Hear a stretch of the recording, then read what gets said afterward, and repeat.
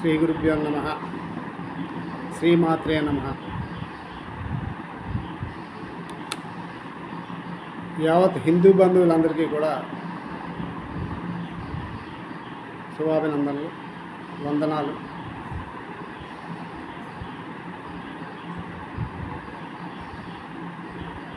మన దేశంలో ప్రస్తుతం జరుగుతున్నటువంటి హిందువుల మీద ఎన్నో అరాచక కృత్యాలు,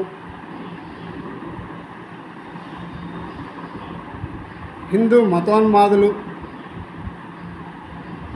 అంటూ రకరకాలుగా ఎవరికి నచ్చిన విధంగా వారు మాట్లాడడం, అలాగే మన సాంప్రదాయాలను, ఆచారాలను విమర్శించడం, హిందువులు చేసేవన్నీ కూడా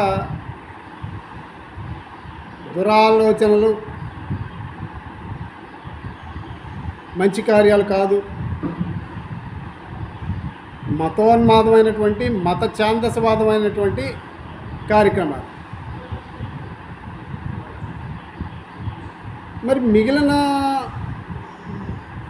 మతాల్లో ఏం జరుగుతున్నాయి? వాళ్ళకి ఆచారాలు లేవా? వాళ్ళకి సాంప్రదాయాలు లేవా?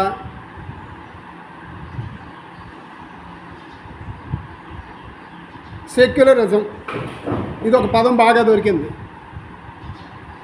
ఈ సెక్యులరిజం పేరుతోటి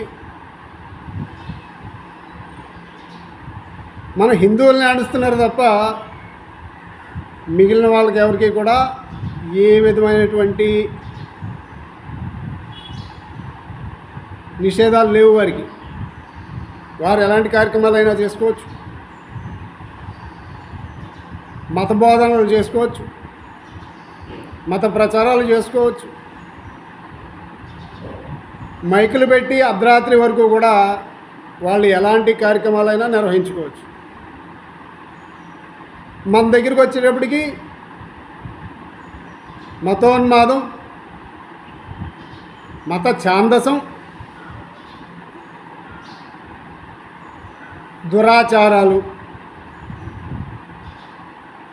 కపట సాంప్రదాయాలు మనవి. వారి మతాచారాలు, మత సాంప్రదాయాలు అసలు హిందువులందరూ ఏ పక్కకి వెళ్ళిపోతున్నామో అర్థం కావట్లేదు. ఎవరికి కూడా చలనం లేదు.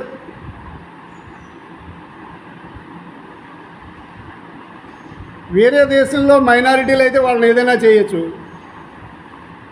మన భారతదేశంలో మాత్రం మైనారిటీలకి అన్ని సదుపాయాలు ఇవ్వాలి. వాళ్ళకి సెపరేట్ లా బోర్డులు ఇవ్వాలి. హిందువుల నుంచి వచ్చేటువంటి ఆదాయాల్లో జీతాలు ఇవ్వాలి.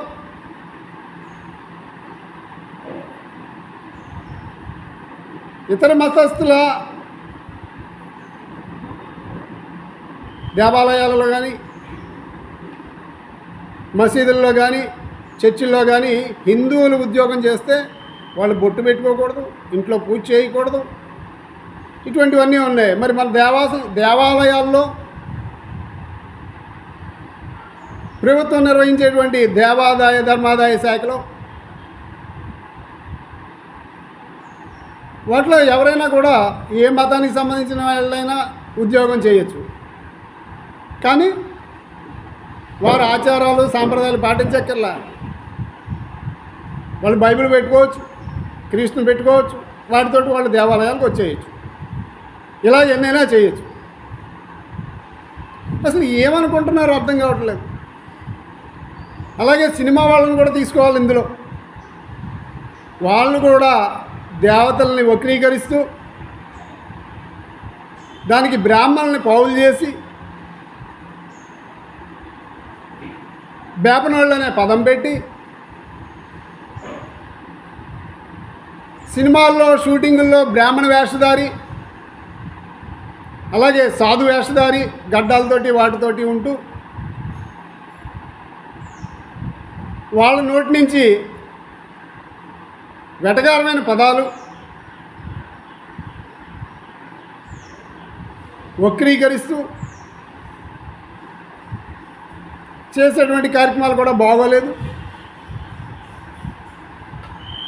ఈ మధ్యనే రీసెంట్గా ఎవరో రీల్స్లో పెట్టారు, ఒక సాధువు ఒక బ్రాహ్మడు మాంసాహారం చేసేస్తున్నారు. దాని మీద ఎన్ని ట్రోల్స్.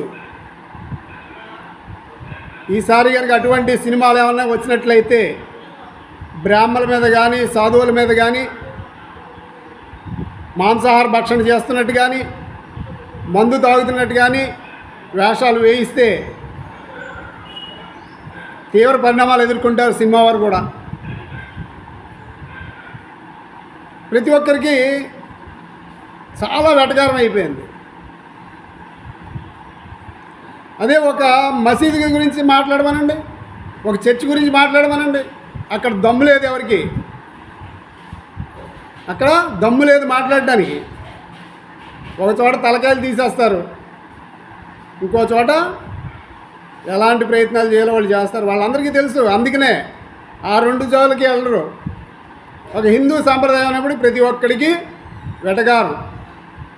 80% మన హిందువులు నోరు మూసుకుని కూర్చుంటున్నాం కదా, ముద్దు నిద్రలు పోతున్నాం కదా.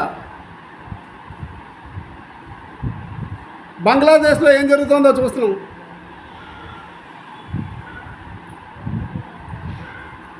అల్లర్లు, హిందువుల మీద మానభంగాలు, అరాచకాలు, దేవాలయాలు కూలగొట్టడాలు, ఎన్నో ట్రోల్స్ అవుతున్నాయి. ఇవన్నీ కూడా ఫేస్బుక్లో కానీ యూట్యూబ్లో కానీ.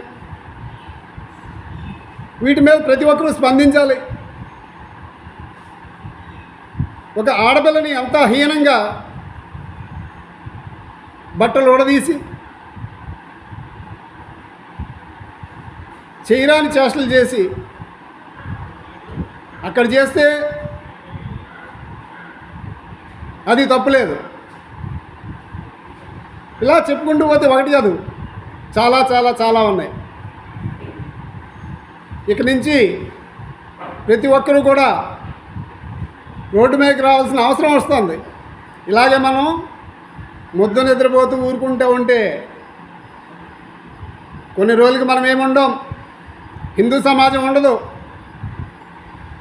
మన వయసు వాళ్ళు అందరూ వెళ్ళిపోతాం.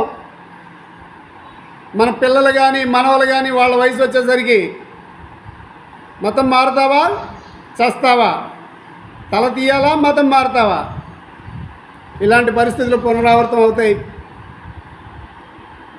ఎక్కడ పాఠ్య చరిత్రలో చూడండి, ఎక్కడ హిందువుల గురించి ఏముండదు.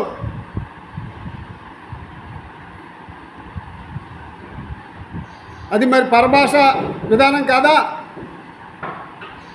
హిందువులను తక్కువ చేసి చేయటం కాదా?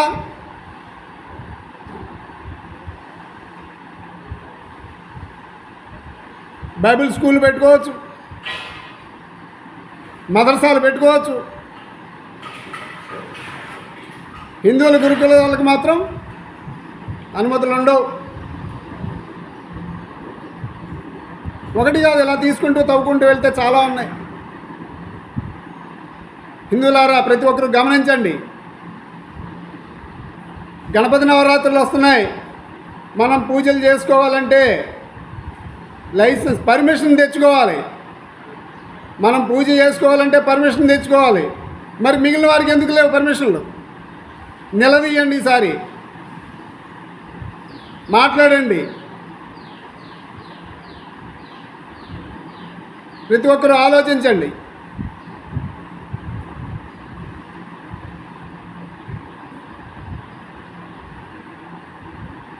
మరలా కలుద్దాం. జై గురుస్కంద.